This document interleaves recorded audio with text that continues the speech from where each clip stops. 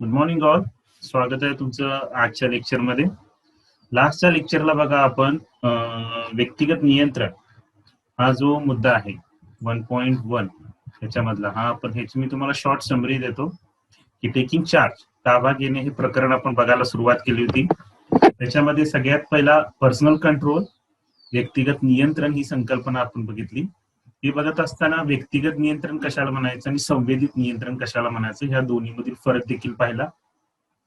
संवेदित नियंत्रणाचा प्रभाव हा आपल्या जीवनातील असणाऱ्या प्रत्यक्ष नियंत्रणावर म्हणजेच पर्सनल कंट्रोलवर प्रभाव पडत असतो. म्हणून व्यक्तिगत नियंत्रण ह्या संकल्पनेला स्पष्ट करत असताना संवेदित नियंत्रण ह्या संकल्पनेवर ह्या प्रकरणामध्ये ह्या पहिल्या मुद्द्यामध्ये अधिक भर दिल्याचा आपल्याला दिसून आला. म्हणून त्याच्यामध्ये सगळ्यात पहिला आपण संवेदित नियंत्रण कशाला म्हणायचं, वैयक्तिक नियंत्रण कशाला म्हणायचं, संवेदित नियंत्रणाचे दोन स्रोत पाहिले आपण, आंतरिक आणि बाह्य नियंत्रण केंद्र. त्याचबरोबर संवेदित नियंत्रणाचा संस्कृतीशी कशा पद्धतीने संबंध असतो, संस्कृतीनिहाय संवेदित नियंत्रणामध्ये देखील फरक कसा पडतो हे देखील आपण ह्यापूर्वीच्या लेक्चर्स मध्ये बघितलेलं आहे. त्याच्यानंतर दुसरा मुद्दा आपण याच्यात पाहिला होता की संवेदित नियंत्रणाचे फायदे नेमके कोणते कोणते. तर याच्यामध्ये आपण सगळ्यात पहिला फायदा हा पाहिला की आपण आपल्या जीवनावर ताबा मिळवायला शिकतो. त्याच्यानंतर मानसशास्त्रीय समायोजन उत्तम बनतं, चांगल्या प्रकारचं बनतं. त्याचबरोबर बघायला गेलं तर शारीरिक आरोग्य, ज्याला हित असं म्हटलेलं आहे, म्हणजे फिजिकल वेलबिंग, याच्यामध्ये चांगल्या पद्धतीची वाढ होते, हे देखील आपण पाहिलं. त्याचबरोबर बघायला गेलं तर गैरसंवेदनाचा आपल्या विसमायोजनाची कोणत्या प्रकारचा संबंध आहे हे देखील पाहून घेतलं लक्षात घ्या. मग ह्याच्यामध्ये सगळ्यात पहिला मिसपरसेप्शन कशाला म्हणायचं, गैरसंवेदन कशाला म्हणायचं, आणि ह्या गैरसंवेदनामुळे विसमायोजनामध्ये कशा पद्धतीने वाढ होते हे देखील पाहिलं. मग गैरसंवेदन, चुकीचं संवेदन निर्माण होण्याची कारणं देखील आपण पाहिली. त्याच्यात अर्जित असहाय्यता हा पहिला घटक होता.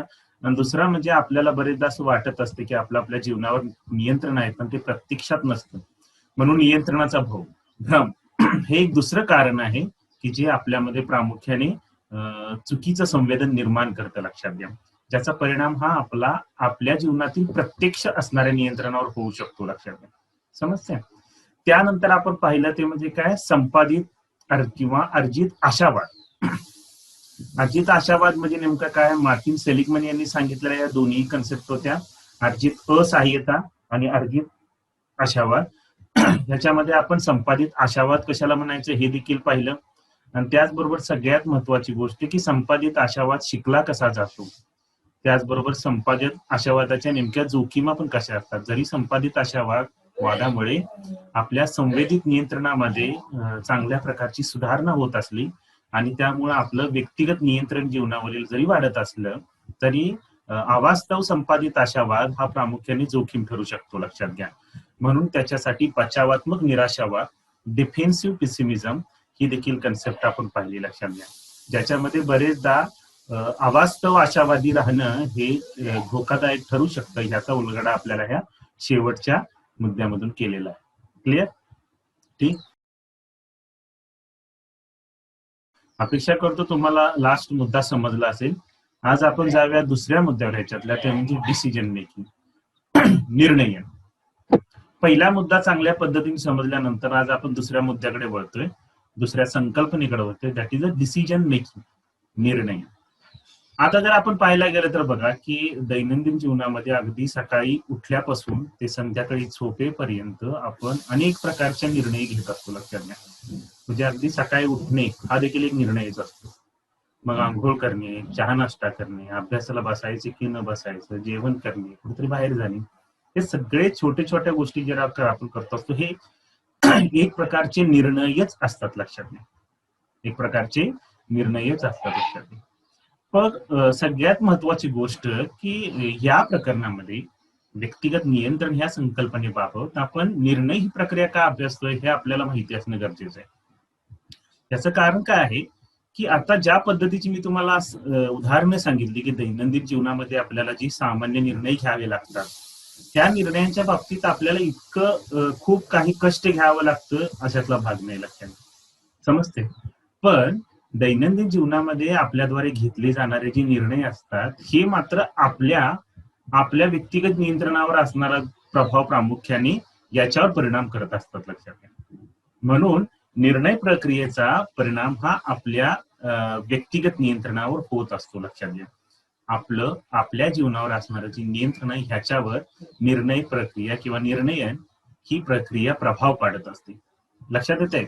म्हणून निर्णय ही तशी वरवर जरी आपल्याला दैनंदिन जीवनात सोपी वाटत असली तरी काही अशा निर्णायक गोष्टी असतात की जिथं निर्णय घेणं कठीण असतं किंवा आणि त्याचबरोबर ती निर्णय घेणं आवश्यक देखील असतं. अशा गोष्टींबाबत मात्र निर्णय प्रक्रिया ही अधिक निर्णायक ठरते, अधिक महत्वपूर्ण ठरते, समजते.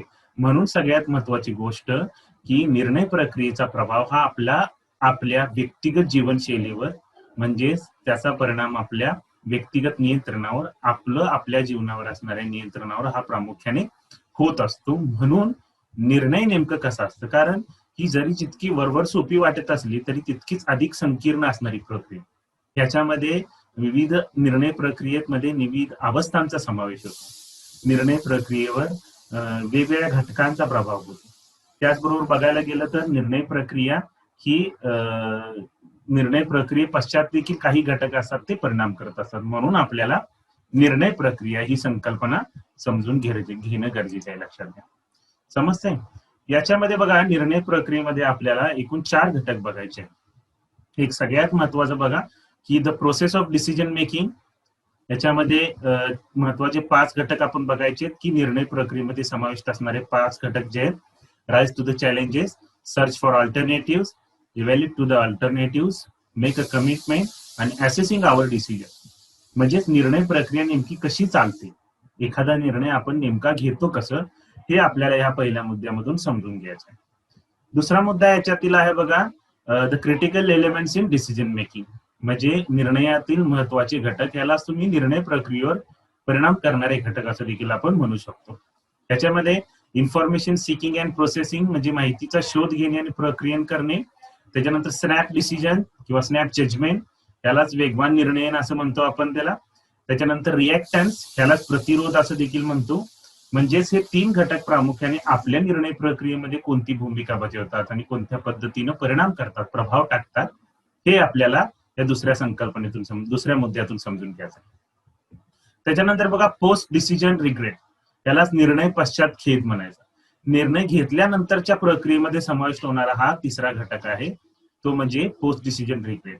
त्याच्यामध्ये आपल्याला कॉग्निटिव्ह डिसोनन्स म्हणजेच बुधनिक विसंवाद आणि हिंडसाइट बायस म्हणजेच पश्चात बुद्धी पूर्वग्रह, या 2 घटकांचा आपल्या निर्णय पश्चात खेद याच्यामध्ये कोणत्या प्रकारची भूमिका असते हे आपल्याला ह्या मुद्द्यातून समजून घ्यायचं आहे. आणि शेवटचा ह्या डिसिजन मेकिंग मधला मुद्दा आहे तो म्हणजे मेकिंग अ बेटर डिसिजन्स. म्हणजेच काय, चांगले निर्णय घेणे. म्हणजे एखादा उत्तम निर्णय, चांगला निर्णय कसा घ्यायचा, आणि हे समजून घेण्यासाठी आपल्याला यूज साऊंडर जजमेंट, छान निवाडा कसा करायचा, ड्रॉ अ बॅलन्स शीट, एका ताळेबंद पत्र कसं तयार करायचं, संतुलन आराखडा म्हणू आपण त्याला. अजून क्लॅरिफाईंग आवर व्हॅल्यूज अँड ऑब्जेक्टिव्ह, म्हणजे आपली जी मूल्य आहेत आणि ध्येय आहेत ती स्पष्ट करणं गरजेचे आहे. आणि त्याचबरोबर बघायला गेलं तर ऍक्सेप्टिंग रिझनेबल रिझल्ट, म्हणजे वाजवी परिणाम स्वीकारणं देखील गरजेचं आहे का. आणि making the best of faulty decision, म्हणजे एखाद्या दोषपूर्ण निर्णयास कसं उत्तम बनवायचं, या 5 घटकांचा समावेश प्रामुख्याने आपल्या मेकिंग बेटर डिसिजन मध्ये होतो.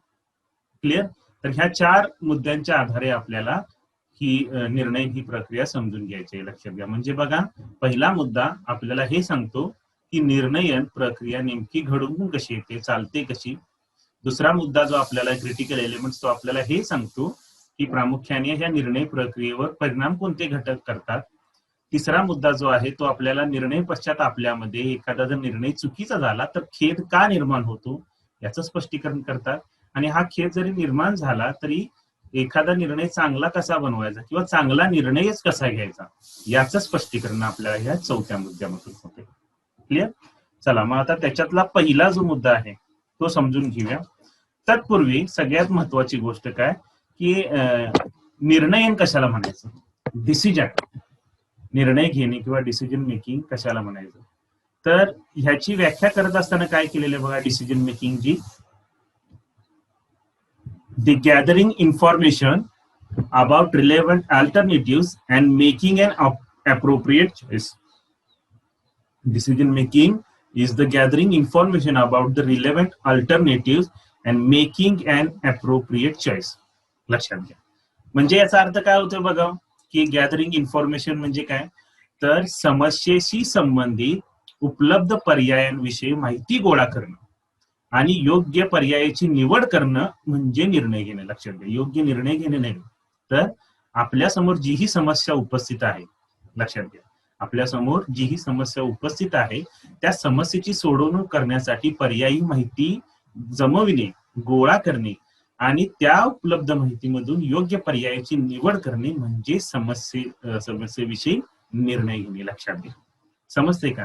म्हणजे सगळ्यात पहिली महत्वाची गोष्ट काय, निर्णय ही एक प्रक्रिया आहे. लक्षात घ्या, ही कशी चालते आपण बघणारच आहोत, पण निर्णय ही एक प्रक्रिया आहे ज्याच्यामध्ये आपण काय करतो की आपल्या समस्येची सोडवणूक करण्यासाठी संबंधित असणारे, आपल्या समस्येशी संबंधित असणारे पर्यायी जितकी माहिती आहे, इन्फॉर्मेशन आहे, ती सगळी गोळा करून त्याच्यातून बेस्ट ऑप्शन निवडणे की जेणेकरून आपल्या समस्येची सोडवणूक होईल. लक्षात घ्या, म्हणून त्याला निर्णय असं म्हटलं जातं. लक्षात घ्या, समजते? मग आता प्रामुख्याने ही निर्णय प्रक्रिया चालते कशी बघा.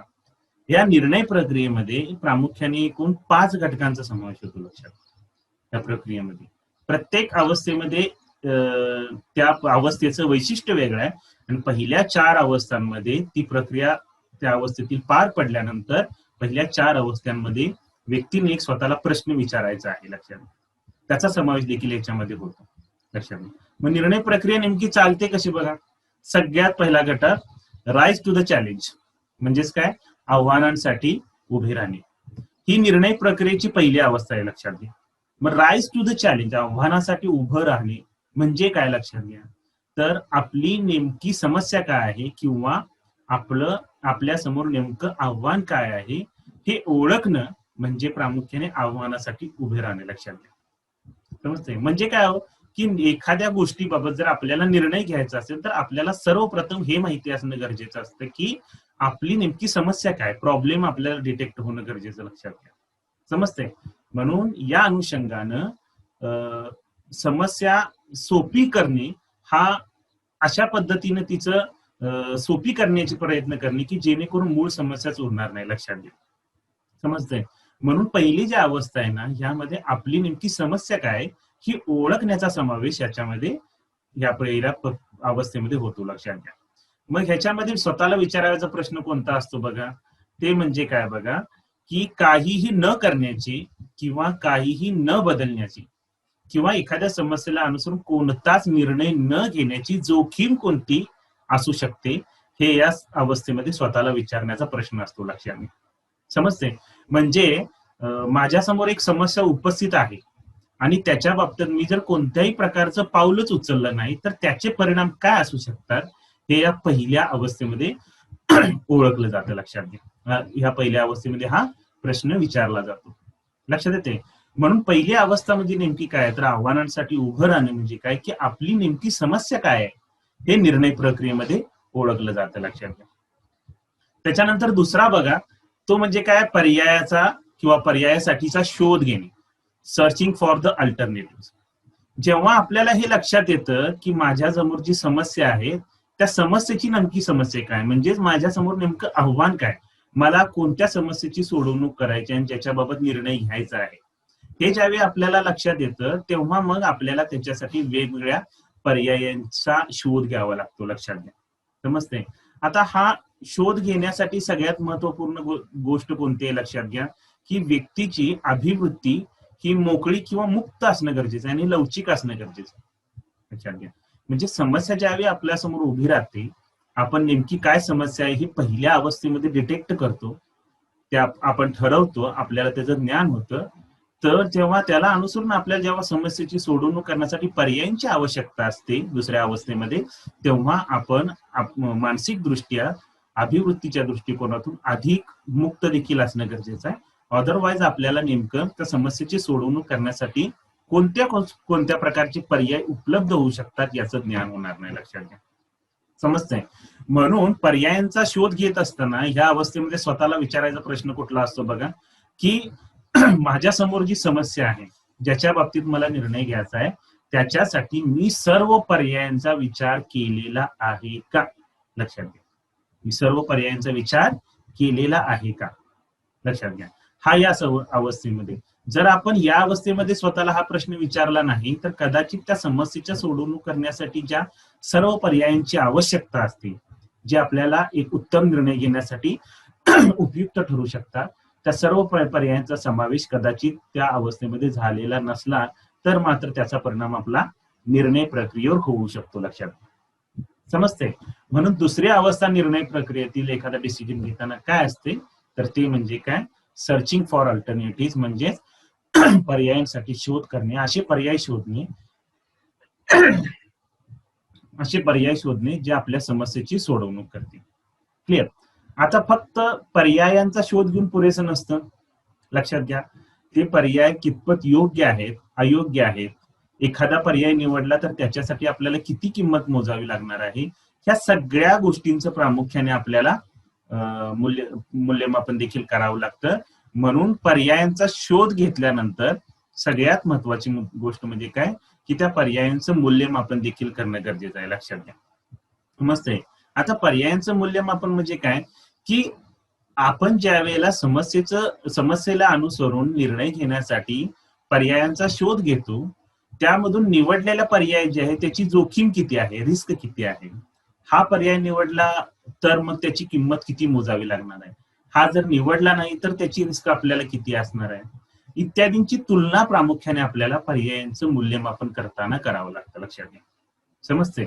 म्हणजेच काय, इथं आपण जे जे पर्याय दुसऱ्या अवस्थेमध्ये निवडलेले आहेत किंवा ज्या ज्या पर्यायांचा शोध घेतलेला आहे त्या पर्यायांची उपयोग करत असताना आपल्याला नेमकी किंमत किती मोजावं लागणार आहे आणि आपल्याला त्याचा फायदा किती निर्णय प्रक्रियेमध्ये होणार आहे हे ह्या तिसऱ्या अवस्थेमध्ये निर्धारित होतं किंवा ह्याचं मूल्यमापन करणं गरजेचं असतं.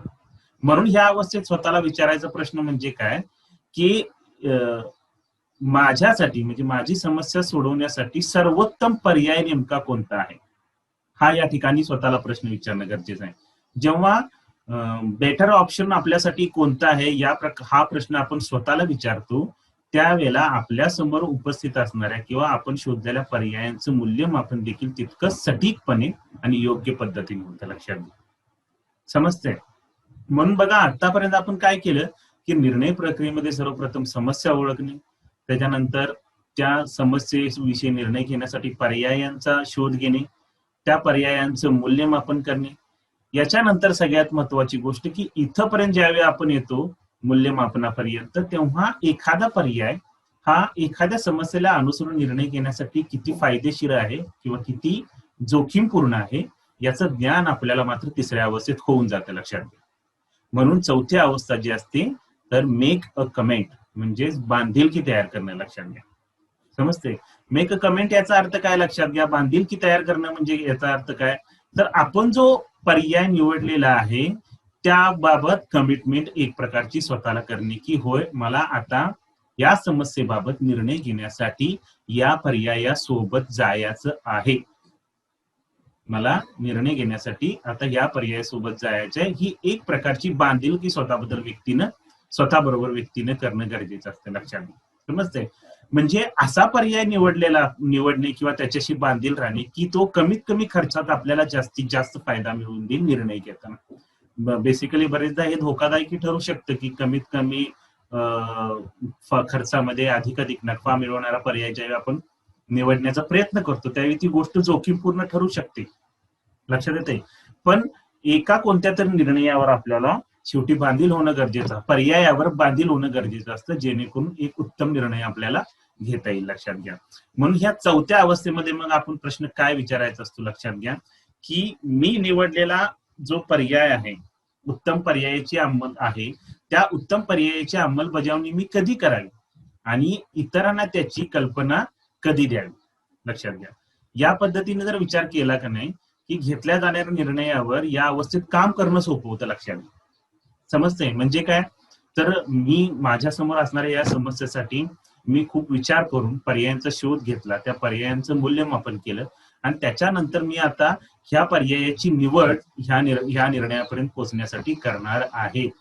त्यामुळे याचं मी अमुक इथून याची अंमलबजावणी पण सुरू करता येईल, ज्याची तुम्हाला कल्पना असणं गरजेचं आहे. या प्रकारचे प्रश्न देखील आपल्याला ह्या अवस्थेमध्ये विचारणं स्वतःला गरजेचं असतं, जेणेकरून मग ह्या पर्यायीमध्ये घेतलेला निर्णय जो आहे, म्हणजे पर्याय जे आहेत त्यांची अंमलबजावणी करणं व्यक्तीला सोपं जातं. लक्षात घ्या, समजते. म्हणून ह्या 4 अवस्था सगळ्यात पहिला निर्णायक ठरतात. लक्षात घ्या, सर्वप्रथम आपल्याला काय करावं लागतं, तर समस्येचं स्वरूप ओळखावं लागतं, नेमकं आव्हान काय आहे. त्याच्यानंतर त्यासाठीच्या पर्यायांचा शोध घ्यावा लागतो. त्याच्यानंतर तिसऱ्या अवस्थेत पर्यायांचं मूल्यमापन करून बेस्ट पर्याय कोणता आहे हे ठरवावं लागतं.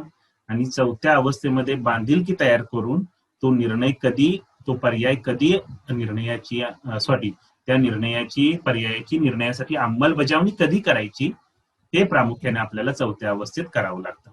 बांधिलकी करावी लागते, कमिटमेंट करावी लागते. समजते. आणि शेवटची अवस्था म्हणजे काय बघा, निर्णय प्रक्रियेतील तर असेसिंग आवर डिसिजन्स, म्हणजेच काय, तुमच्या किंवा स्वतःच्या निर्णयाचे मूल्यमापन करणे. लक्षात घ्या, हा निर्णय प्रक्रियेतील या अवस्थेमध्ये कोणत्याही प्रकारचा प्रश्न व्यक्तीने स्वतःला विचारायचा नसतो, कारण ऑलरेडी आपण त्या पर्यायाची अंमलबजावणी निर्णय प्रक्रियेमध्ये केलेली असते. लक्षात घ्या, समजते. म्हणून आपल्या निर्णयाची गुणवत्ता जी आहे की त्याच्या किंवा त्याचे आउटकम जे आहेत, त्याचे कॉन्सिक्वेन्सेस जे आहेत, यांचं मूल्यमापन केल्यानंतर आपली निर्णय क्षमता कितपत चांगली आहे किंवा आपण कितपत उत्तम प्रकारे निर्णय घेऊ शकतो याचं ज्ञान आपल्याला होतं. लक्षात घ्या, समजते. म्हणून ह्या अवस्थेमध्ये का नाही, घेतलेल्या निर्णयाचं मूल्यमापन करणं व्यक्तीने शिकलं पाहिजे. लक्षात घ्या, आता प्रत्येक निर्णयामध्ये का नाही थोडीफार जोखीम असतेच. लक्षात घ्या, समजते. म्हणजे every decision is not a perfect decision. प्रत्येक निर्णय हा परिपूर्ण निर्णय असू शकत नाही, त्यात कुठं ना कुठं तरी थोडीसा काही ना काहीतरी कसूर हा राहूनच जातो. लक्षात येते. म्हणून जर एखाद्या निर्णयाबाबत थोडीफार जर काहीतरी कोणत्या प्रकारची जर चूक राहिली, कमतरता राहिली, तर त्यामुळे निराश न होऊन, स्वतःला दोष न देता किंवा स्वतःवर टीका न करता किंवा अस्वस्थ न होता अपरिपक्वपणे तो निर्णय घेऊन तिथून पुन्हा माघार घेण्याची व्यक्तीनं घेऊन चालणार नाही. लक्षात घ्या, समजते. किंवा स्वतःच्या निर्णयाबाबत असणारे जे वास्तविक मौल्यवान अभिप्राय आहे ह्याच्यापासून व्यक्ती पुन्हा मग मुकू शकते. लक्षात घ्या, समजते. म्हणजे काय की ह्या चौथ्या अवस्थेमध्ये आपण आपल्या निर्णयाचं मूल्यमापन करणं गरजेचं आहे. आणि त्यामध्ये जरी निर्णयामध्ये थोडीफार कमतरता राहिली, थोडीफार उणीवा राहिली, तर तिथून पुन्हा माघार न घेता ह्या परिस्थितीवर पुन्हा मात कसं करायचं किंवा निर्णय कसा घ्यायचा याबाबत आपण इतर गोष्टींचा विचार देखील करणं अपेक्षित असतं. लक्षात घ्या, जेणेकरून का नाही की स्वतःच्या निर्णयाबद्दल असणारे जे वास्तविक म्हणजे प्रॅक्टिकल फीडबॅक्स आहेत, रिअल फीडबॅक्स आहेत, ते आपल्याला मिळणं बंद होत असतात. लक्षात घ्या, म्हणून या ठिकाणी व्यक्तीनं कुठल्याही प्रकारची माघार घेऊन चालत नाही. समजते. म्हणून बघा, निर्णय प्रक्रिया म्हणजे प्रामुख्याने याच्यामध्ये आव्हानासाठी उभं राहणे, म्हणजे नेमकं आपल्यासमोर आव्हान काय हे ओळखणं, त्याच्यानंतर पर्यायांसाठीचा शोध घेणं, आपण त्या आव्हानांना सामोरे कसं जायचं हे, याच्यासाठी आपण कोणत्या पर्यायांचा वापर करू शकतो हे सोडणं, त्याच्यानंतर तिसरं पर्यायांचं मूल्यमापन करणं की याच्यापैकी कोणता पर्याय नेमका उत्तम आपल्या चांगल्या पद्धतीने समस्येची निराकरण करू शकतो, कोणत्या पर्यायासाठी आपल्याला किती किंमत मोजावी लागणार आहे. त्याचबरोबर या सर्व गोष्टींपर्यंत पोहोचल्यानंतर मग एका कोणत्या तरी पर्यायाची निवड करून त्याच्या अनुसरून निर्णय घेण्यासाठी आपल्या निर्णयाबाबत स्टिक होणे. लक्षात घ्या, समजतंय. आणि मग शेवटी आपल्या निर्णय प्रक्रियेचं प्रामुख्याने मूल्यमापन करणे, त्याच्यात जरी काही उणीवा राहिल्या तर इननॅचरली मागे न जाता त्याचे वास्तविक परिणाम जे आहेत ते अनुभव निर्णय प्रक्रिया अधिक चांगली बनवण्यासाठी त्या अनुभवांचा, त्या फीडबॅकचा उपयोग करणे. लक्षात येते. तर हे प्रामुख्याने बघा 5 घटक निर्णय प्रक्रियेमध्ये समाविष्ट होतात. चला, मग आता निर्णय प्रक्रियेतील घटक बघितल्यानंतर का नाही आपल्याला हे देखील समजून घेणं गरजेचं आहे की निर्णय प्रक्रिया पाहिल्यानंतर आपल्याला आता हे देखील समजून घेणं गरजेचं आहे की निर्णय प्रक्रियेवर परिणाम करणारे घटक कोणते आहेत. लक्षात घ्या, म्हणजेच निर्णयातील महत्वाचे घटक, critical elements in decision making. Critical elements in decision making. लक्षात घ्या, आता काय आहे की बरेच असे घटक असतात. लक्षात घ्या, की जे आपल्या निर्णयावर थेट परिणाम करत असतात. लक्षात घ्या, आणि अनलकीली आपण त्यांना अवॉइड देखील करत असतो, ही देखील एक महत्वाची गोष्ट असते. समजतंय. मग कोणत्या घटकांचा प्रभाव आपल्या निर्णय प्रक्रियेवर होतो बघा, तर सगळ्यात पहिला महत्वाचा घटक आहे तो म्हणजे इन्फॉर्मेशन सिकिंग अँड प्रोसेसिंग, म्हणजेच माहितीचा शोध घेणं आणि प्रक्रिया. Information processing, seeking and processing, माहितीचा शोध घेणं आणि प्रक्रिया. म्हणजे काय हो की एखादा निर्णय ज्यावेळी आपल्याला घ्यायचा असतो त्यावेळी तो घेत असताना माहितीचा शोध त्यासाठी घेणं गरजेचं असतं, लक्षात घ्या. कारण निर्णय घेत असताना त्या निर्णयाशी संबंधित माहितीचा शोध घेणं आणि त्याचं विश्लेषण करणं ही एक खूप महत्वाची गोष्ट असते. आता सगळ्यात महत्वाची गोष्ट ह्या बाबतीत काय की यासाठी बराचसा वेळ, पैसा आणि आपली शारीरिक आणि मानसिक ऊर्जा खर्च होते, लक्षात घ्या. आपल्या डेली रुटीन जे आहे, आपल्या दैनंदिन जीवनामध्ये व्यत्यय निर्माण होतो, बरेचदा संघर्ष निर्माण होतो आणि तणाव देखील निर्माण होतो, लक्षात घ्या, जे आपल्यापैकी बरेच जणांना नकोस असतं, अप्रिय असतं, लक्षात येते. त्यामुळे आपल्यापैकी बरेच जण काय करतात की एखादा निर्णय घेत असताना पुरेशी माहिती मिळवण्याच्या भानगडीतच पडत नाही, म्हणजे पटकन घाईगर्दीत निर्णय घ्यायचा आणि मोकळं व्हायचं, लक्षात घ्या. समजतंय.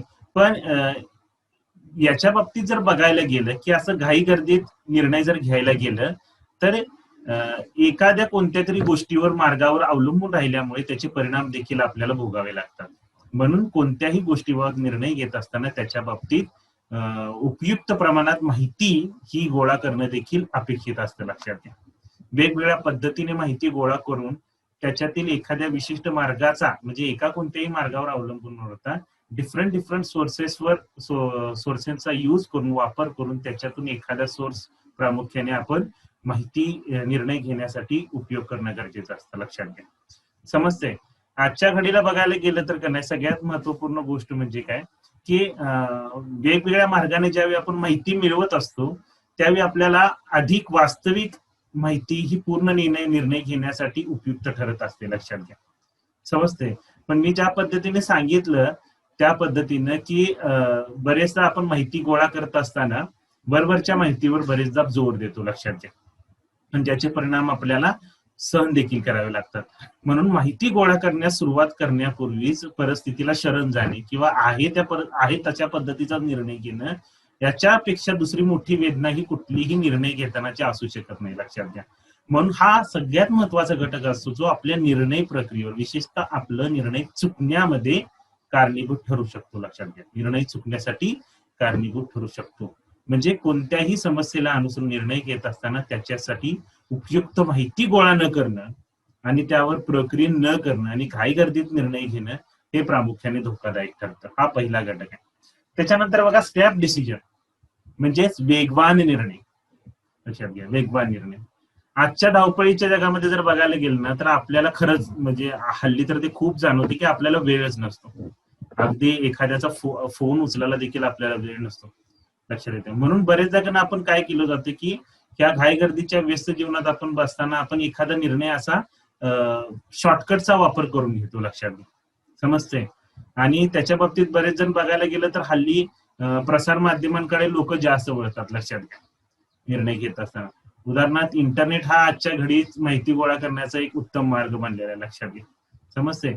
म्हणजे निर्णय घेत असताना माहिती गोळा करण्यास अधिक तसदी लागू नये म्हणून व्यक्ती गतिशीलपणे निर्णय घेते आणि हे करत असताना सोशल मीडियाचा वापर करते, लक्षात घ्या. म्हणजे काय, इंटरनेटवर जाणे, त्याच्याशी संबंधित एखादा दुसरा व्हिडिओ बघणे, आर्टिकल वाचणे आणि त्याच्यातून निर्णय घेणे, बरोबर आहे. पण ह्या स्टेप डिसिजन बरेचदा फायदेशीर ठरू शकतात काही अंशी, पण बरेचदा हे धोकादायक देखील ठरू शकतात. कारण आजच्या घडीला हा गतिशील निर्णय, वेगवान निर्णय घेत असताना व्यक्ती ह्या सोर्सेसचा जो वापर करते, इंटरनेटचा वगैरे, ह्याच्यावर उपयुक्त माहिती तर असतेच, पण बरेचदा ह्याच्यावर चुकीच्या माहितीचा समावेश देखील ह्या सोशल मीडियावर ऍप्सवर मोठ्या प्रमाणात होत असतो, लक्षात घ्या. समजतंय. म्हणून का नाही या व्यतिरिक्त जर बघायला गेलं तर ह्या सोशल मीडिया ऍपचा जर आपण वापर अधिक करत असो निर्णय घेण्यासाठी तर मात्र त्याचा स्नॅप डिसिजनच्या स्वरूपात, गतिशील निर्णय स्वरूपात आपल्याला धोका देखील अनुभवावा लागतो, लक्षात घ्या, भोगावा लागतो. समजतंय. म्हणून का नाही संगणकाद्वारे मौल्यवान माहिती मिळवताना कोणत्या प्रकारची माहिती ही उपयुक्त आहे तर कोणत्या प्रकारची माहिती ही वापरण्याजोगी नाहीये किंवा निर्णय घेण्यासाठी उपयुक्त नाही याचा विश्लेषण देखील व्यक्तीने करणं गरजेचं आहे स्नॅप जजमेंट मध्ये, लक्षात घ्या. समजतंय. तर विरुद्धार्थी काही व्यक्ती अशा प्रकारे घाईगर्दीत निर्णय न घेता त्याच्यावर प्रदीर्घ अभ्यास करून त्याचं विश्लेषण करून माहितीचा शोध घेऊन निर्णय घेत असतात, लक्षात घ्या.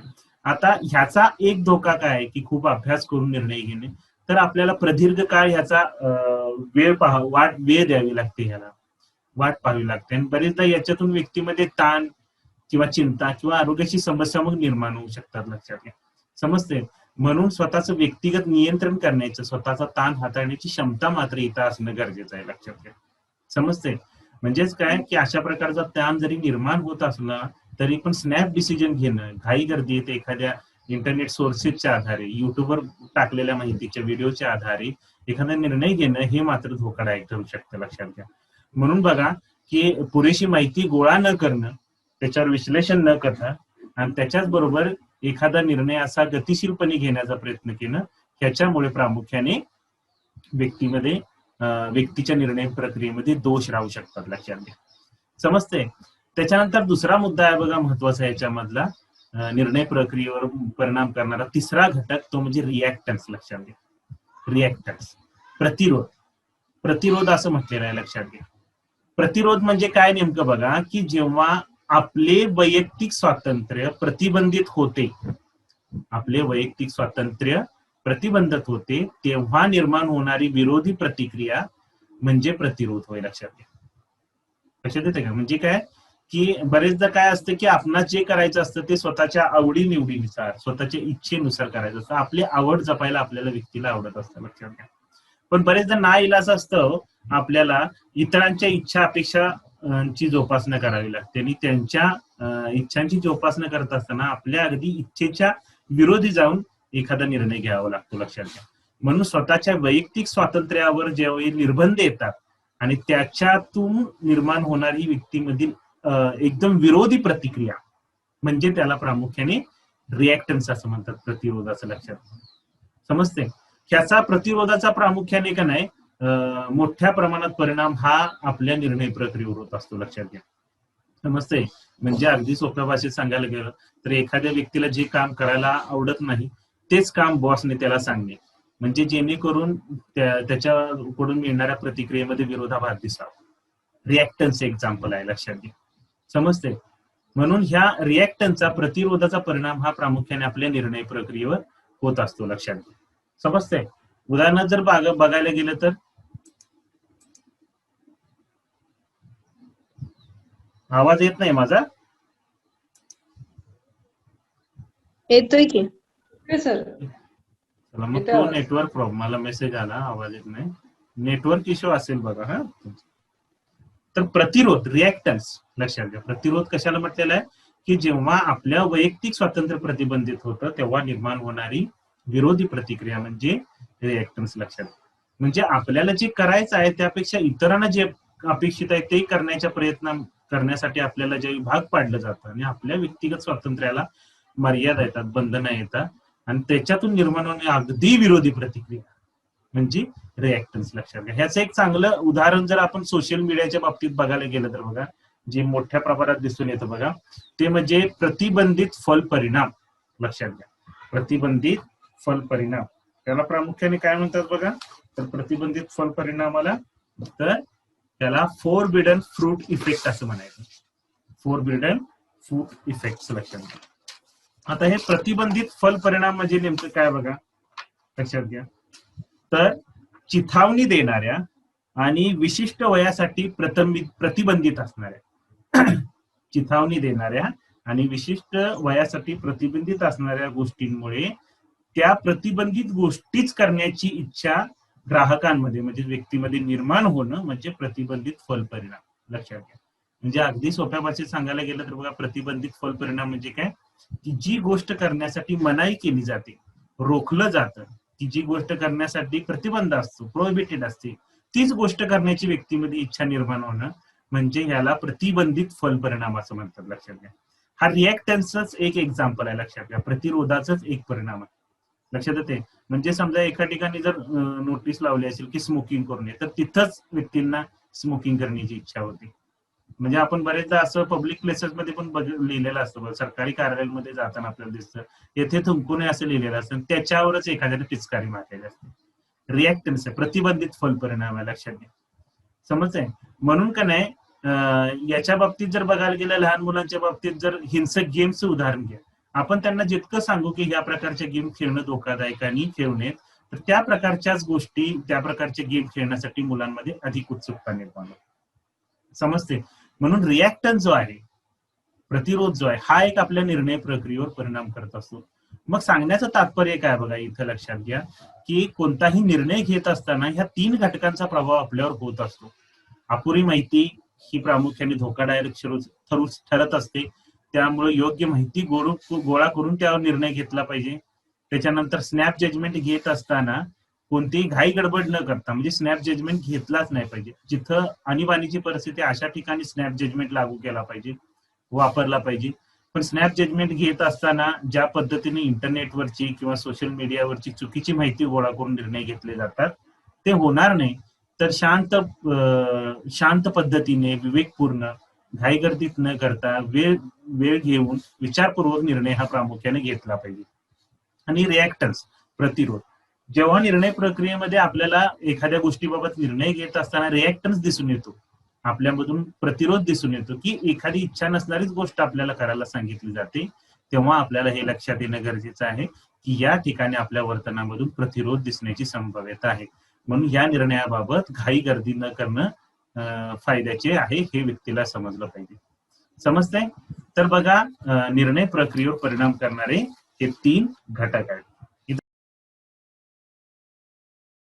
आपण आतापर्यंत निर्णय प्रक्रिया कशी चालते, निर्णय प्रक्रियेवर परिणाम करणारे घटक कोणते आहेत हे बघितलं, लक्षात घ्या. समजते? पण निर्णय प्रक्रियेतील किंवा निर्णयातील आणखीन एक महत्वपूर्ण ठरणारा घटक आहे, तो म्हणजे काय, पोस्ट डिसिजन रिग्रेट. त्याला निर्णय पश्चात खेद असं म्हणायचं, लक्षात घ्या. निर्णय पश्चात खेद, लक्षात घ्या. आता निर्णय पश्चात खेद म्हणजे प्रामुख्याने काय बघा, तर एखादा विशिष्ट निर्णय किंवा अंतिम निर्णय घेतल्यानंतर त्याला अनुसरून एखाद्या समस्येबाबत, बघा बरं का, अशी व्याख्या आपण करूयाची की एखाद्या समस्येबाबत कठीण निवाडा किंवा निर्णय घेतल्यानंतर लगेच अल्पावधीत अनुभवला जाणारा खेद म्हणजे निर्णय पश्चात खेद, लक्षात घ्या. समजते? म्हणजे काय नेमकं, तर निर्णय घेतल्यानंतरच्या प्रक्रियेमध्ये समाविष्ट होणारा हा घटक आहे, लक्षात घ्या. म्हणजे याची स्पष्टपणे व्याख्या करायची, अजून सोप्या पद्धतीने करायची झाली तर काय करायला लागेल, लक्षात घ्या. तर एखादा निर्णय घेत असताना एखादा कठीण पर्याय, समस्येची सोडवणूक करत असताना निर्णय घेण्यासाठी एखादा कठीण पर्याय निवडल्यामुळे लगेच अल्पावधीतच स्वतःमध्ये खेद निर्माण होणं म्हणजे प्रामुख्याने निर्णय पश्चात खेद असं म्हणतात, लक्षात. समजते का? म्हणजे आपण बरेचदा अशी प्रतिक्रिया देतो बघा की लय अवघड निवडलं, ते करायला नाही पाहिजे होतं, आपण त्या डिसिजन चुकला बघा आपला, अशा प्रकारची आपण प्रतिक्रिया देतो. ही जी आपल्यामधील अस्वस्थतेची भावना असते एखादा निर्णय घेतल्यानंतरची, किंवा एक प्रकारचा जो खेद असतो, ही प्रामुख्याने म्हणजे निर्णय पश्चात खेद असतो, लक्षात घ्या. समजते का? म्हणजे बरेचदा आपलं सर्व काही बरोबर आहे असं आपल्याला वाटत असतं, आणि असं वाटत असताना देखील आपला निर्णय चुकतात. मग ते शिक्षण असू दे, नोकरी असू दे, प्रेम असू दे, किंवा पालकत्व असू दे, असे काही निर्णय असतात की त्या निर्णयांच्या बाबतीत आपल्याला नंतर खेद व्यक्त करावा लागतो, आपल्याला रिग्रेट आपल्यामध्ये निर्माण होतो, लक्षात घ्या. समजते? मग हा निर्णय पश्चात खेद निर्माण होण्याची 3 कारणे आहेत, लक्षात घ्या. 3 घटक कारणीभूत ठरतात त्याला. एक सगळ्यात महत्वाचं घटक म्हणजे काय, की अपेक्षेपेक्षा अगदी निकृष्ट परिणाम आपल्या निर्णयाबाबत आपल्याला दिसून येईल. अपेक्षेपेक्षा अगदी निकृष्ट परिणाम म्हणजे आपण म्हणतो बघा की इतकंच वाईट म्हणजे परिणाम दिसून येईल असं कधी वाटलंच नव्हतं सर. म्हणजे आपण परीक्षेबाबत म्हणतो सर लयच कमी मार्क्स पडले. म्हणजे काय की अपेक्षेपेक्षा अगदी निकृष्ट परिणाम दिसून आल्यामुळे आपल्यामध्ये निर्णय पश्चात खेद निर्माण होतो, लक्षात घ्या. समजते? त्याच्याच बरोबर बघायला गेलं तर एखादा वाईट निर्णय घेतल्यामुळे स्वतःला दोष देत राहणं, याच्यामुळे देखील आपल्यामध्ये निर्णय पश्चात खेद निर्माण होतो की बाबा मी हे करायलाच नको पाहिजे होतं, हे माझंच चुकलं, अशा प्रकारचे. आणि सगळ्यात महत्वाचा तिसरा घटक म्हणजे काय की एखादी संधी अगदी जवळून गमावणे. अगदी जवळून गमावणे म्हणजे थोडक्यात चुकलं बघा, तो ऑप्शन होता, तो पण निवडायला पाहिजे होता आपण, तो पण घेतलाच नाही आपण ऑप्शन. म्हणजे निर्णय घेण्यासाठी, यशस्वी निर्णय घेण्यासाठी एकदम उत्तम पर्याय होता जो थोडक्यातच चुकला, आपण त्याचा वापर करायला पाहिजे होता, असं ज्यावेळी आपल्याला वाटतं. किंवा एखादा बेस्ट ऑप्शन आपण थोडक्यातच चुकतो घ्यायला निर्णयाच्या बाबतीत, त्यावेळेला व्यक्तीमध्ये खेद निर्माण होतो, लक्षात घ्या. समजते का? म्हणजे या प्रकारचा निर्णय आपण का घेतला किंवा ह्या निर्णय घेण्यासाठी खूप कठीण ऑप्शन आपण निवडला, डिफिकल्ट चॉईस आपण केली, हे प्रामुख्याने निर्णय पश्चात खेद याच्यामध्ये समाविष्ट होतं, लक्षात घ्या. आणि हे त्याचे 3 कारण आहे की त्याच्यामुळे खेद निर्माण होतो, लक्षात घ्या. समजते का? आता त्याच्या बाबतीतच बघायला गेलं बघा की ज्यावेळी हा खेद निर्माण होतो त्यावेळी या परिस्थितीमध्ये मग व्यक्तीने निष्क्रिय राहून उपयोग नसतं, लक्षात घ्या. समजते? कारण जर असाच निष्क्रिय राहिलो तर हा खेद अधिक दीर्घकाळ टिकतो, लक्षात घ्या. त्याचे परिणाम मग वेगळे होऊ शकतात. मग बरेचदा डिप्रेशन असू दे, एन्झायटी असू दे, या प्रकारचे सायकोलॉजिकल डिसीज डेव्हलप होण्याचे चान्सेस त्याच्यामध्ये अधिक राहू शकतात, लक्षात घ्या. म्हणून अशा परिस्थितीमध्ये एखादा निर्णय घेऊन चुकल्यानंतर किंवा एकदम कठीण ऑप्शन निवडल्यानंतर देखील निष्क्रिय न राहता तिथं सक्रिय होणं गरजेचं आहे, लक्षात घ्या. समजते?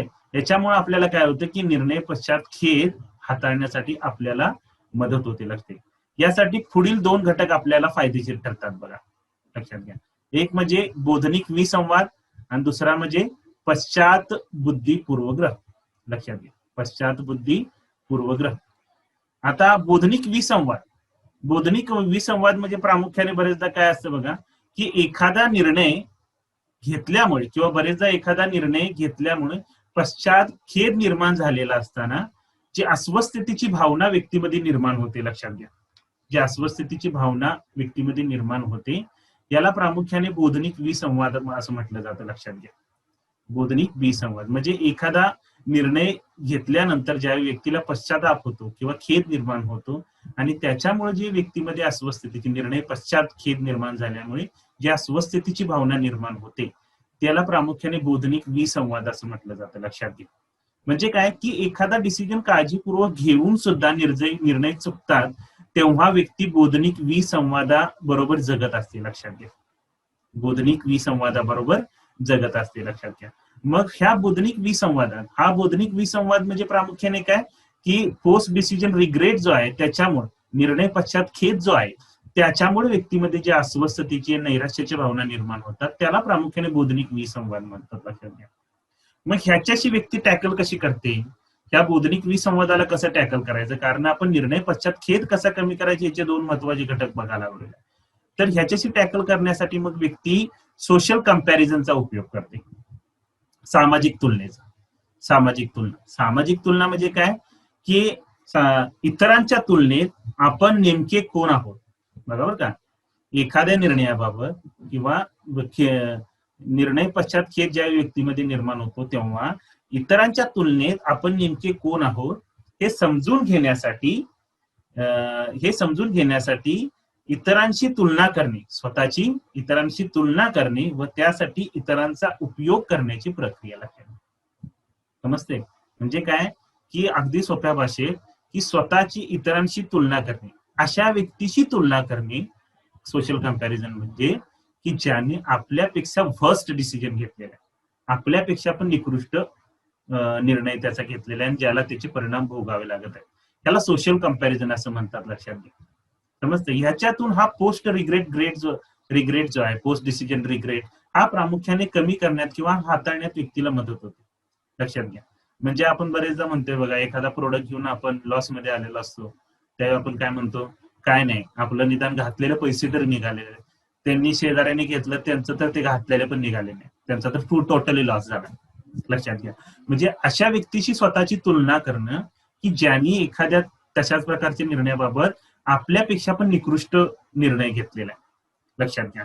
हा बोधनिक विसंवाद कमी करण्याचा, निर्णय पश्चात खेद कमी करण्याचा एक मार्ग आहे, लक्षात घ्या. त्याच्यामुळे निर्णय पश्चात खेद जो निर्माण होतो त्याविषयीचा ताण कमी होतो. त्याच्यानंतर बघा पश्चात बुद्धी पूर्वग्रह हा एक घटक आहे. आता सामान्यपणे दिसून येणारी पण नेहमीच फायदेशीर न ठरणारी अशी एक युक्ती आहे, लक्षात घ्या, जो आपल्याला मधील खेद पश्चात ताण कमी करू शकते, लक्षात घ्या. निर्णय पश्चात खेद कमी करू शकते, लक्षात घ्या. ती म्हणजे कुठली, तर पश्चात बुद्धी पूर्वग्रह. आता पश्चात बुद्धी पूर्वग्रह म्हणजे काय बघा, लक्षात घ्या. एखादी घटना घडल्यानंतर त्याचे पूर्वग्रहित प्रतिनिधित्व म्हणजे पश्चात बुद्धी पूर्वग्रह, लक्षात घ्या. समजते काय म्हटलेलं आहे बघा की एखादी घटना घडल्यानंतर त्याचे पूर्वग्रहित प्रतिनिधित्व म्हणजे पश्चात बुद्धी पूर्वग्रह होय. लक्षात घ्या. म्हणजे काय की एखादी धक्कादायक किंवा नकारात्मक घटना ज्यावेळी घडते त्यावेळेला ही घटना का घडली, तसेच का घडले, या प्रकारचे प्रश्न ह्या स्थितीमध्ये व्यक्ती स्वतःला विचारू लागते. लक्षात घ्या. समजते. आणि विशेषतः जेव्हा एखादा चुकीचा निर्णय व्यक्ती घेते तेव्हा ती व्यक्ती पूर्वग्रह पद्धतीने विचार करत असते किंवा विचारांनी काम करत असते. लक्षात घ्या. आणि अशा वेळी व्यक्ती काय करत असते, मग वास्तविक दृष्ट्या त्या परिस्थितीचं स्पष्टीकरण न देता मला नाईलाजास्तव अनएव्हिटेबली काय मला करावं लागलं याचं स्पष्टीकरण व्यक्ती करत असते. ह्याला पश्चात बुद्धी पूर्वग्रह म्हणतात. म्हणजे उदाहरणार्थ नाही, एखादा कर्मचारी ज्याला आपल्या बॉसची असभ्य वर्तन केल्यामुळे जर कामावरून फायर केलं असेल, काढून टाकलं असेल, तर तो व्यक्ती काय म्हणतो की ह्या असल्या ठिकाणी मला कामच करायचं नव्हतं, ह्यांची लायकीच नाही आमच्यासारख्या कर्मचाऱ्यांसोबत काम करण्याची, अशा प्रकारची रिस्पॉन्स देतो. समजते. म्हणजे काय, इथं परिस्थितीचं मुळात एक आपल्या कर्मचाऱ्याशी आपल्या अधिकाऱ्याशी आपण असभ्यपणे वर्तन केलेलं आहे हे वास्तविक न स्वीकारता व्यक्ती प्रामुख्याने काय करत असते, तर त्या परिस्थितीचं पूर्वग्रह पद्धतीनं आपल्या स्वतःच्या चुकीच्या विचारांचा मारा तिथं प्रभाव करत सादरीकरण तिथे व्यक्ती करत असते. लक्षात घ्या. म्हणून पश्चात बुद्धी पूर्वग्रह जो आहे हा देखील आपल्यामध्ये निर्णय पश्चात खेद जो आहे तो निर्णय हा खेद अधिक बळकट होण्यासाठी, प्रबळ होण्यासाठी कारणीभूत ठरत असतो. लक्षात घ्या. म्हणून ज्या पद्धतीनं बोधनिक विसंवाद टाळण्यासाठी सामाजिक तुलनेचा उपयोग केला जातो व्यक्तीकडून, तशाच पद्धतीने निर्णय पश्चात खेद कमी करण्यासाठी की नाही पश्चात बुद्धी पूर्वग्रह जो आहे हा व्यक्तीनं टाळणं अधिकाधिक गरजेचं असतं. लक्षात घ्या. आता या बाबतीत झालेली संशोधनं काय सुचवतात बघा, की प्रत्येक जण हा एकदा तरी पश्चात बुद्धी पूर्वग्रहामधून गेलेलाच असतो, त्यांना अनुभवलेला असतो. बरेच आपल्या प्रत्येका बाबतीत हे असं झालेलंच. लक्षात घ्या. हा पूर्वग्रह आहे जो हा शक्य टाळणं बरेचदा कठीण असतं. लक्षात घ्या. आणि सगळ्यात महत्वाचा तिसरा घटक येतो की हा पूर्वग्रह हानिकारक असतो. लक्षात घ्या. यामुळं आपले जे मूळ विचार आहेत ह्या मूळ विचारांचं डिस्टॉर्शन होतं, विरूपण होतं आणि भविष्यामध्ये व्यक्ती मग निकृष्ट स्वरूपाचे निर्णय घ्यायला शिकते, निर्णय घेऊ लागते. लक्षात घ्या. म्हणून इथं सगळ्यात महत्वाची संकल्पना काय किंवा महत्वाची गोष्ट काय आहे, तर पश्चात बुद्धी पूर्वग्रह एखाद्या चुकीच्या निर्णयानंतर आपल्यामध्ये राहणार नाही, हा पूर्वग्रह राहणार नाही याची काळजी मात्र व्यक्तीनं घेणं गरजेची आहे. लक्षात येते. म्हणजे बघा बरं का, आपण आता काय बघितलं, तर निर्णय पश्चात खेद व्यक्तीमध्ये का निर्माण होतो. मग निर्णय पश्चात खेद म्हणजे प्रामुख्याने काय बघितलं, त्याची 3 कारणं आपण बघितली आणि त्यानंतर बघा बोधनिक विसंवाद बघितला की ज्याच्यामुळं पश्चात बुद्धी खेद हा अधिक वाढत असतो. तो कमी करण्यासाठी सामाजिक तुलनेचा उपयोग व्यक्तीनं करणं गरजेचं आहे. बोधनिक विसंवाद. त्याच्यानंतर पश्चात बुद्धी पूर्वग्रह एक असतो की कोणताही चुकीचा निर्णय घेतल्यानंतर आपण परिस्थितीचं सदोषपूर्ण स्पष्टीकरण करायला लागतो, सबबी सांगायला लागतो. त्यामुळं वास्तविकता आपण नाकारून भविष्यामध्ये चुकीच्या निर्णयाच्या दिशेने अधिक वाटचाल करू लागतो. म्हणून हा पश्चात बुद्धी पूर्वग्रह देखील व्यक्तीनं टाळणं गरजेचं आहे. आतापर्यंत आपण निर्णय म्हणजे काय, निर्णय प्रक्रिया कशी चालते आणि त्याचबरोबर सगळ्यात महत्वाची गोष्ट आपण बघितली, निर्णय प्रक्रियेवर परिणाम करणारे घटक कोणते आहेत. ह्या घटकानंतर आपण सगळ्यात महत्वाची मुद्दा बघितला होता की ती म्हणजे एखादा चुकीचा निर्णय घेतल्यानंतर निर्णय पश्चात खेद व्यक्तीमध्ये का निर्माण होतो. समजतंय. या सगळ्या गोष्टीनंतर आपल्याला सगळ्यात महत्वपूर्ण संकल्पना समजून घेणं गरजेचे आहे, ती म्हणजे काय की चांगला निर्णय कसा घ्यायचा, मेकिंग अ बेटर डिसिजन. लक्षात घ्या. आता कोणताही निर्णय घेताना सगळ्यात पहिली महत्वाची गोष्ट काय की इच्छित परिणाम मिळवणे, म्हणजे मला जे अपेक्षित आहे ते मिळवणे आणि जी नकोशी गोष्ट आहे ती टाळणे हा एकमेव हेतू असतो. लक्षात घ्या. कोणताही निर्णय घेत असताना या अर्थी फक्त विचार जर करायला गेला तर या अर्थी फक्त आपणच सांगू शकतो की आपल्यासाठी चांगला निर्णय कोणता आहे आणि वाईट निर्णय कोणता आहे. लक्षात घ्या. आपल्यासाठी चांगला निर्णय कोणता आहे आणि वाईट निर्णय कोणता आहे. लक्षात घ्या. कारण आपणच आपल्या अपेक्षांच्या अनुसरून प्रामुख्याने एखादा निर्णय घेण्याचा प्रयत्न करत असतो. लक्षात घ्या. समजतंय. आता याच्या बाबतीत जर विचार करायला गेलं तर व्यक्तीची गुणवैशिष्ट्ये, त्या व्यक्तीची अभिवृत्ती, व्यक्तीची मूल्ये आणि अनपेक्षित गोष्टी म्हणजे ज्या अनपेक्षितपणे घडू शकतात याबाबतची व्यक्तीची जी सहिष्णुता आहे ह्याचा परिणाम हा प्रामुख्याने हा निर्णय प्रक्रियेस अधिक किचकट बनवू शकतो. लक्षात घ्या. किंवा ह्याचा परिणाम अधिक होऊ शकतो निर्णय प्रक्रियेवर, लक्षात घ्या. म्हणजे अगदी सोप्या भाषेत सांगायला गेलं तर अनपेक्षित गोष्टींबाबतची सहिष्णुता, जर उदाहरणार्थ अनपेक्षित गोष्टींबाबतची जर सहिष्णुता व्यक्तीमध्ये कमी असेल तर मग निर्णय प्रक्रिया अधिक किचकट होते. पण जर व्यक्तीला माहित असेल की बाबा ह्या प्रकारच्या निर्णय प्रक्रियेमध्ये ह्या प्रकारच्या गोष्टी घडणं अपेक्षित आहे, तेव्हा मात्र त्या प्रकारच्या निर्णय प्रक्रियेमधील किचकटपणा हा कमी होत असतो, लक्षात घ्या. समजते. म्हणून काही गोष्टी ह्या डोक्यात ठेवून पुढील गोष्टींचा आधार घेऊन आपण आपली निर्णय क्षमता अधिक सुधारू शकतो, लक्षात घ्या. समजते.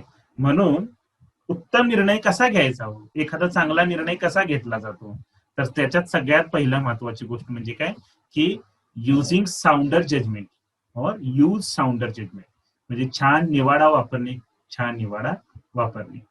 आता छान निवाडा वापरणं म्हणजे काय, तर अंदाज बांधणे, कोणत्याही गोष्टीविषयी निर्णय घेत असताना एक अनुमान लावणे हा प्रत्येक निर्णय प्रक्रियेमधील महत्वाचा घटक असतो, लक्षात घ्या, जो अनुमान लावला जातो. म्हणून निकृष्ट अनुमानामुळे किंवा अंदाजामुळे बरेचदा चुकीचे निर्णय आपल्या पदरी पडण्याची संभाव्यता ही अधिक असते, लक्षात घ्या. समजते. म्हणून संकीर्ण गोष्टीसह सोपे अनुमान देखील केले जाऊ शकतात, लक्षात घ्या. संकीर्ण गोष्टीबाबत देखील सोपे अनुमान हे प्रामुख्याने केले जाऊ शकतात, लक्षात घ्या. समजते. म्हणून निर्णय प्रक्रियेमध्ये का नाही व्यक्तीनं निर्णय घेताना साध्या व अंतर्ज्ञानी युक्त्या अधिक तपासून आपण आपला निर्णय घेणं गरजेचं असतं, लक्षात घ्या. समजते. आणि स्वतःच प्रश्न विचारले पाहिजेत की वास्तवता नेमकी परिस्थिती काय आहे, निवडलेला पर्याय हा किती प्रातिनिधिक असणार आहे, पर्याय प्रत्यक्षात कसा काम करेल आणि परिस्थिती व नशिबाच्या दृष्टीने तो कितपत खरा ठरतील, तो पर्याय किंवा ते मार्ग इत्यादीचा साहजिकच जर विचार केला तर उत्तम निर्णय किंवा उत्तम अनुमान बांधण्यामध्ये व्यक्ती यशस्वी ठरू शकते. त्यामुळे निर्णय उत्तम बनतात, लक्षात घ्या. समजतंय. म्हणून अनुमान लावताना, एखादा निर्णय घेत असताना उत्तम अनुमान देखील लावणं गरजेचं आहे. यालाच युजिंग साऊंडर जजमेंट असं म्हणायचं, लक्षात घ्या. म्हणजे निकृष्ट अनुमान हा आपल्या निर्णय प्रक्रियेवर परिणाम करू शकतो. समजल्यानंतर बघा, आता अनुमान झाल्यानंतर बॅलन्स शीट एक तयार करणं गरजेचं आहे. ड्रॉ अ बॅलन्स शीट म्हणजे ताळेबंद पत्रक, ह्याला संतुलन आराखडा तयार करणे असं म्हणायचं. संतुलन आराखडा तयार करणे म्हणजे कोणताही निर्णय घेत्या वेळी नाही जी उचलली जाणारे पावलं आहेत, जे पण स्टेप आउट आपण करणार आहे, त्याचे फायदे कोणते आहेत आणि त्याचे तोटे कोणते आहेत, यांचा समावेश म्हणजे प्रामुख्याने संतुलन आराखडा, लक्षात घ्या. समजते का. आराखडा पण हा संतुलित असला पाहिजे. म्हणजे ही गोष्ट, हा निर्णय घेतल्यानंतर, ह्या निर्णय घेण्यासाठी हे पाऊल उचलल्यानंतर ह्याचे फायदे किती आहेत आणि ह्याचे तोटे किती आहेत, यांचं मूल्यमापन करण्यासाठी प्रामुख्याने आपल्याला हा संतुलन आराखडा प्रामुख्याने उपयुक्त ठरतो, लक्षात घ्या.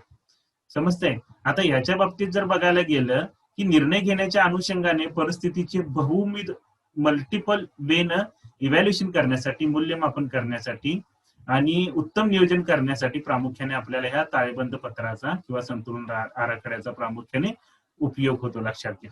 समजते. म्हणजे जर आपल्याला हे माहित असेल की हा डिसिजन निवडला तर ह्याचे कॉन्सिक्वेन्सेस कुठले आहेत आणि बेनिफिट्स कोणते आहेत, तर ह्याच्यामध्ये जर जेव्हा बॅलन्स असेल, म्हणजे मी तुम्हाला आधीच सांगितलेलं आहे की कोणताही डिसिजन मध्ये थोडाफार उणीवा राहूनच जातात, लक्षात घ्या. Every decision is not a perfect decision, त्याच्यामध्ये उणीवाद राहतात. पण ह्याच्यातील फायदे आणि तोटेमध्ये याच्यामध्ये जर संतुलन असेल तर उत्तम निर्णय घेण्यासाठी प्रामुख्याने व्यक्ती सक्षम बनते, लक्षात घ्या.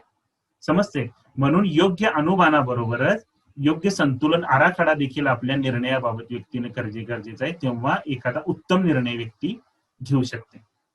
त्याच्यानंतर बघा, क्लॅरिफाईंग आवर व्हॅल्यूज अँड ऑब्जेक्टिव्ह म्हणजे आपली मूल्ये आणि उद्दिष्टे स्पष्ट करणं, लक्षात घ्या. आता मूल्य आणि उद्दिष्ट स्पष्ट करणे याचा अर्थ काय, कारण बरेचदा व्यक्तीची व्यक्तिगत मूल्ये जी आहेत किंवा त्या गोष्टीबाबत निर्णय साध्य करत असताना जे उद्दिष्ट डोळ्यासमोर व्यक्तीने ठेवलेलं असतं, ह्याचा परिणाम प्रामुख्याने त्या निर्णय प्रक्रियेवर होत असतो, लक्षात घ्या.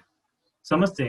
म्हणून बरेचदा का एखादा निर्णय घेताना एखादा पर्याय नाकारण्यापेक्षाही त्या निर्णयास दिशा देणाऱ्या मूल्यांमध्ये संघर्ष जो असतो, हा संघर्ष बरेचदा का नाही आपल्या निर्णय प्रक्रियेवर परिणाम करत असतो, उत्तम निर्णय घेण्यापासून आपल्याला डायव्हर्ट करत असतो, लक्षात घ्या. समजते. म्हणून बरेचदा का नाही एखादा पर्याय हा प्रामुख्याने थोडासा जोखीमपूर्ण असून देखील तो आपण उत्तम पद्धतीने त्याला आपल्या निर्णयासाठी वापरू शकतो, लक्षात घ्या. समजते. पण मूल्यामधील असणारा जो संघर्ष आहे की ज्याच्या परिणामता आपण तो पर्याय त्याचं मूल्यमापन न करताच नाकारण्याकडे आपला कल दिसत असतो, लक्षात घ्या. म्हणून आपल्या मूल्यांमधील संघर्ष हा प्रामुख्याने बरेचदा कशा पद्धतीने चाललेला आहे, तो सोडवायचा कसा याच्या बाबतीत देखील व्यक्तीनं काम करणं गरजेचं आहे, लक्षात घ्या. समजते. म्हणजे याच्या बाबतीत बघायला गेलं, एकदा का आपली मूल्य स्पष्ट झाली की त्याचे मग मूर्त ध्येयामध्ये रूपांतर होणं आवश्यक असतं, लक्षात घ्या. जेणेकरून का नाही निर्णयाला आपल्या योग्य दिशा प्राप्त होईल, लक्षात घ्या. मग उदाहरणार्थ तुम्ही अभ्यासाचं उदाहरण घ्या, नोकरीचं उदाहरण घ्या, किंवा सामाजिक नातेसंबंधाचं उदाहरण घ्या आणि खेळ यांचं घ्या. यांचा ताळमेळ घालताना का नाही विद्यार्थीमध्ये मनस्कता होत असतील, द्विधा मनस्थिती होत असते, लक्षात घ्या. यांचा ताळमेळ घालता असताना. समजते. पण महाविद्यालयीन शिक्षण घेताना जे विद्यार्थी त्यांच्या गरजांविषयी स्पष्ट असतात की मला नेमकं काय अपेक्षित आहे, असे विद्यार्थी मात्र या गोष्टींचं संतुलन योग्य पद्धतीने घालून निर्णय योग्य पद्धतीने घेऊ शकत असतात, लक्षात घ्या. म्हणून आपल्या जीवनाविषयी असणारी जी उद्दिष्ट आहेत आणि ही जी मूल्य आहेत यांचं योग्य पद्धतीने जर आपण स्पष्टीकरण करू शकलो की मला नेमकं जीवनामध्ये काय अपेक्षित आहे, मला कोणतं ध्येयापर्यंत पोहोचायचं आहे, हे जर सुस्पष्ट असेल तर मात्र ह्या गोष्टींमुळे जी संभ्रमित अवस्था निर्माण होत असते याच्यावर व्यक्ती नियंत्रण ठेवू शकते आणि त्याच्यातून एक उत्तम निर्णय घेऊ शकते. म्हणजे बघा, आपण म्हणतो आता की आता ती वेळ नाहीये आता टाइमपास करण्याची, आता परीक्षा जवळ आलेल्या, त्यामुळे इथून पुढे 1 महिना हार्ड वर्क केलं पाहिजे. म्हणजे इथं मूल्य स्पष्ट आहेत, मूल्यांमध्ये कोणत्याही प्रकारचा संघर्ष नाही, उद्दिष्ट स्पष्ट आहे. आणि अशा परिस्थितीमध्ये मग निर्णय घेणं हे अधिक सोपं होतं आणि चांगला निर्णय आपल्याला घेणं गरजेचं आहे, लक्षात घ्या. म्हणून बघा बरं का की अनुमान चांगल्या पद्धतीने करण्याबरोबरच बॅलन्स शीट ज्यावेळी आपण एक चांगली पद्धतीची करतो, ज्याच्यामध्ये फायदे आणि तोट्यांचं आपण एक प्रकारचं संतुलन राखलेलं असतं आणि त्याच्याच बरोबर आपली मूल्य आणि उद्दिष्टांमध्ये देखील संतुलन सुस्पष्टता असणं गरजेचे आहे, लक्षात घ्या. समजतंय. त्याच्यानंतर चौथा घटक बघा जो आपल्याला उत्तम निर्णय घेण्यास मदत करू शकतो, that is accepting reasonable result, लक्षात घ्या. म्हणजे वाजवी परिणाम स्वीकारणे. वाजवी परिणाम स्वीकारणे. आता वाजवी परिणाम स्वीकारणे म्हणजे काय हो, की सर्व काही परिणाम जर बघायला गेलं तर सर्व काही गोष्टी ह्या परिपूर्ण असाव्या, एखाद्या गोष्टीबाबत आदर्श असाव्या, यापेक्षा दुसरी हानिकारक गोष्ट ही निर्णय प्रक्रियेबाबत कुठलीच असू शकत नाही, लक्षात घ्या. समजते. म्हणजे परिपूर्णतेची प्रवृत्ती असणाऱ्या व्यक्ती ह्या सातत्याने फक्त परिपूर्णतेसाठी झगडत असतात. म्हणजे प्रत्येक गोष्टीमध्ये फक्त परफेक्शनिस्टच आली पाहिजे, परफेक्शन आलं पाहिजे, लक्षात घ्या. समजते. मग परिणामतः जिथं काही ध्येय साध्य करणं अशक्य असतं अशा परिस्थितीमध्ये मात्र व्यक्तीला अपयश येण्याची संभाव्यता असते, लक्षात घ्या. समजते. म्हणून महत्वाची गोष्ट काय तर परिस्थितीला अनुसरून योग्य परिणाम स्वीकारण्याचं शहाणपण देखील व्यक्तीमध्ये असणं गरजेचं आहे, लक्षात घ्या. म्हणजे काय की परिपूर्णतेबाबत काय फायदे व तोटे याबाबतच परिपूर्णता आणि त्या गोष्टीचा आपण आनंद किती घेतला याचा देखील विचार व्यक्तीने करावा, लक्षात घ्या. म्हणजे आपण त्या गोष्टीमधून आपल्याला प्लेजर किती मिळतंय ह्याचा देखील कुठेतरी विचार करणं गरजेचं आहे. म्हणजे एखादा खेळ खेळताना बघा, तो आपण किती परफेक्टली खेळलो यापेक्षा जरी आपण त्याच्यात अपयशी जरी झालो असलो तरी आनंद मात्र खूप मिळाला, याचा विचार करून तो खेळ खेळायचा की नाही याचा निर्णय. तर बघा, योग्य वाजवी परिणाम देखील एखाद्या निर्णयाबाबत व्यक्तीनं स्वीकारणं हे अपेक्षित असतं, लक्षात घ्या.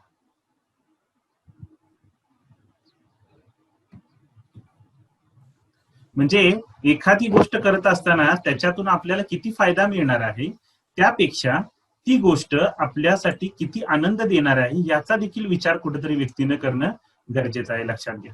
समजते. म्हणजे प्रत्येक गोष्टीमध्ये फक्त परिपूर्णता किंवा फायदे तोटे याचा विचार करत राहणं हे बरेचदा आपल्याला चुकीच्या निर्णयाच्या दिशेनं घेऊन जात असतं, लक्षात घ्या. म्हणून योग्य निर्णय घेत असताना किंवा एक उत्तम निर्णय घेण्यासाठी वाजवी परिणाम देखील स्वीकारणं गरजेचं आहे, लक्षात घ्या. समजतंय. आणि सगळ्यात शेवटचा घटक जो आपल्याला एक चांगला निर्णय घेण्यासाठी मदत करू शकतो, लक्षात घ्या, तो म्हणजे making the faulty decision better और बेस्ट. म्हणजे सदोष निर्णयास सर्वोत्तम बनवणे, लक्षात घ्या. सदोष निर्णयास सर्वोत्तम बनवणे म्हणजे याचा अर्थ काय हो, की बरेचदा चांगल्या प्रयत्नांमध्ये देखील का नाही आपला निर्णय हा चांगला होईलच असं काही नसतं बरेचदा. म्हणजे परिस्थितीच्या मर्यादा, किंवा काही गोष्टी अनएक्सपेक्टेड असतात आणि अशा अनपेक्षित गोष्टींचा परिणाम किंवा भूतकाळातील गोष्टी या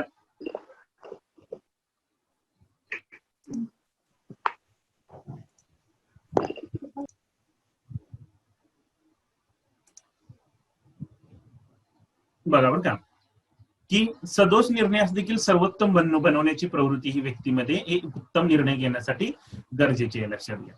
म्हणजे प्रत्येक वेळी चांगला प्रयत्न करून ही आपला निर्णय चांगला होईलच असं नसतं, लक्षात घ्या. परिस्थितीचा प्रभाव, अनपेक्षित घटनांचा प्रभाव, त्याचबरोबर आपण आपल्या भूतकाळाकडे कसा पाहतो म्हणजे भूतकाळातील घटकांचा प्रभाव इत्यादींचा प्रभाव हा अनपेक्षितपणे आपल्या निर्णय प्रक्रियेवर होत असतो, लक्षात घ्या. समजते. बऱ्याच व्यक्ती काय करत असतात की त्यांच्या निकृष्ट निर्णयाचे स्पष्टीकरण देण्यातच बराचसा वेळ घालवत असतात. त्यामुळं बरेचदा काही परिस्थितीत उत्तम निर्णय घेणे शक्य नसते हे समजून घेणे शहाणपणाचं असतं, लक्षात घ्या. समजते. म्हणून अशा पद्धतीतून स्वतःला पराभूत करण्यापेक्षा आहे तो निर्णय सुधारून आपण त्याला अधिक चांगल्या पद्धतीने कसा बनवू शकतो किंवा आपल्याला इच्छित परिणाम मिळेल या पद्धतीने त्याला आपण रूपांतरित कसं करू शकतो याकडे व्यक्तीनं अधिक लक्ष देणं गरजेचं आहे, लक्षात घ्या. म्हणजे जर सर्वजण अपयशी होत असतील तर कोणीही अचूक निर्णय घेऊ शकत नाही, लक्षात घ्या. ही गाठ बांधून घ्या. काय म्हटलेलं आहे की जर सर्वजण अपयश होत असतील तर कोणीही अचूक निर्णय घेऊ शकत नाही, लक्षात घ्या. म्हणजे का नाही अपयशी यशाची पहिली पायरी असं म्हणतात ना बरेचदा, तशाच पद्धतीने का नाही की सदोष निर्णयास देखील सर्वोत्तम बनवण्याची प्रवृत्ती ही व्यक्तीमध्ये असणं गरजेचे आहे, लक्षात घ्या. समजते. म्हणून बघा बरं का की एखादा चांगला निर्णय कसा घ्यायचा याच्यासाठी उत्तम अनुमान करणं गरजेचं आहे, कारण अनुमानाचा मोठा प्रभाव हा प्रामुख्याने आपल्या निर्णय प्रक्रियेवर होत असतो. त्याचबरोबर संतुलन आराखडा तयार करणं गरजेचं आहे की त्याच्यातील चांगले परिणाम कोणते असणार आहेत आणि वाईट परिणाम कोणते असणे गरजेचे आहेत. आपल्या मूल्यांचा आणि उद्दिष्टांचा परिणाम हा आपल्या निर्णय प्रक्रियेवर होत असतो. म्हणून चांगला निर्णय घेण्यासाठी आपली मूल्य आणि उद्दिष्ट स्पष्ट असणं गरजेचे आहेत, जेणेकरून निर्णय घेत असताना कोणत्याही प्रकारचा संभ्रम व्यक्तीमध्ये निर्माण होणार नाही. त्याचबरोबर निर्णय घेत असताना निर्माण होणारे जे वाजवी परिणाम आहेत ते देखील स्वीकारण्याची मानसिकता व्यक्तीमध्ये असणं गरजेचे आहे. आणि शेवटी म्हणजे का नाही की एखादा निर्णय जर चुकला तर त्याच्यावर अतिशय खेद व्यक्त करत न बसता तो निर्णय अधिक चांगल्या पद्धतीने आपण कसं बनवू शकतो याच्या बाबतीत व्यक्तीने विचार करणं गरजेचं आहे. याचा उपयोग करून आपण आपला निर्णय अधिक चांगल्या पद्धतीने बनवू शकतो आणि निर्णय प्रक्रिया चांगल्या पद्धतीने आपली पार पडू शकते.